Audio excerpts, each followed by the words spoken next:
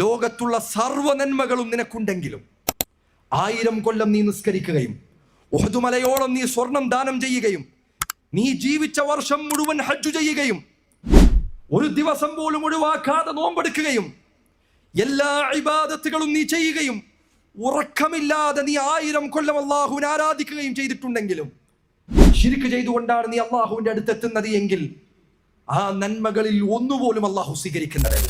നിസ്കരിച്ചിട്ട് കാര്യമില്ല, നീ നോമ്പെടുത്തിട്ട് കാര്യമില്ല, നീ ഹജ്ജ് ചെയ്തിട്ട് കാര്യമില്ല, നീ സദഖ ചെയ്തിട്ട് കാര്യമില്ല, അല്ലാഹു സ്വീകരിക്കുകയില്ല. സഹോദരങ്ങളെ, ശിർക്കിനോളം ഗുരുതരമായ മറ്റൊരു തിന്മയില്ല.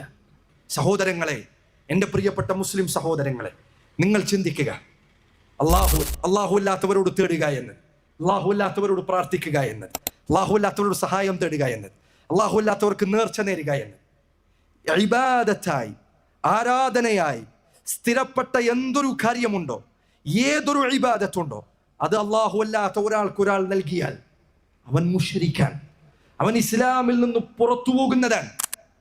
അള്ളാഹുവിനെ ധിക്കരിക്കപ്പെട്ടതിൽ വെച്ച് ഏറ്റവും കടുത്ത തിന്മ ശിർക്കാണ്. അതുപോലെ ഒരു തിന്മ ഭൂമിക്ക് മുകളിൽ ഒരാൾക്കും സാധിക്കുകയില്ല. ശിർക്കിനോളം കടുത്ത ഒരു തിന്മയില്ല. ലുഖ്മാൻ നബി അലൈഹി സ്വലാത്തു വസ്സലാം തന്റെ മകന് നൽകിയ ഉപദേശം നിങ്ങൾ സൂറത്തുൽ ലുഖ്മാനിൽ കാണാം. ലുഖ്മാൻ നബി പറയാൻ, യാ ബുനൈ, എൻ്റെ പൊന്നുമകനെ, ലാ തുശ്രിക് ബില്ലാഹ്, നീ ശിർക്ക് ചെയ്യരുത്. ഇന്ന ശിർക ലദുൽമുൻ അദീം. ഒരു വാപ്പ മകന് നൽകിയ ഒന്നാമത്തെ ഉപദേശമാണ്, മോനെ നീ ശിർക്ക് ചെയ്യരുത്. ഏറ്റവും വലിയ അതിക്രമം ശിർക്കാൻ. എന്താ ഒരാൾ ശിർക്ക് ചെയ്താൽ അവന്റെ അവസ്ഥ? ശിർക്ക് പോലെ ഒരു തിന്മ വേറെയില്ല. അല്ലാഹു സുബ്ഹാനഹു വ തആല പറയുന്നു, ഇന്നല്ലാഹ ലാ യഗ്ഫിറു അൻ യുശ്റക ബിഹി വയഗ്ഫിറു മാ ദൂന ദാലിക ലിമൻ യശാ. അല്ലാഹു ഒരിക്കലും അവനിൽ പങ്കു ചേർക്കപ്പെടുക എന്നത് അവൻ ഒരിക്കലും പുറത്തു കൊടുക്കുകയില്ല. ഒരാൾ ശിർക്ക് ചെയ്തുകൊണ്ട് ആ അവസ്ഥയിൽ തന്നെ തൗബ ചെയ്യാതെ മരിച്ചാൽ അല്ലാഹു അത് ഒരാൾക്കും ഒരിക്കലും പുറത്തു കൊടുക്കുന്നതല്ല. വയഗ്ഫിറു മാ ദൂന ദാലിക ലിമൻ യശാ, അതിൽ താഴെയുള്ള തിന്മകൾ അല്ലാഹു അവൻ ഉദ്ദേശിക്കുന്നവർക്ക് പുറത്തു കൊടുക്കുന്നതാണ്.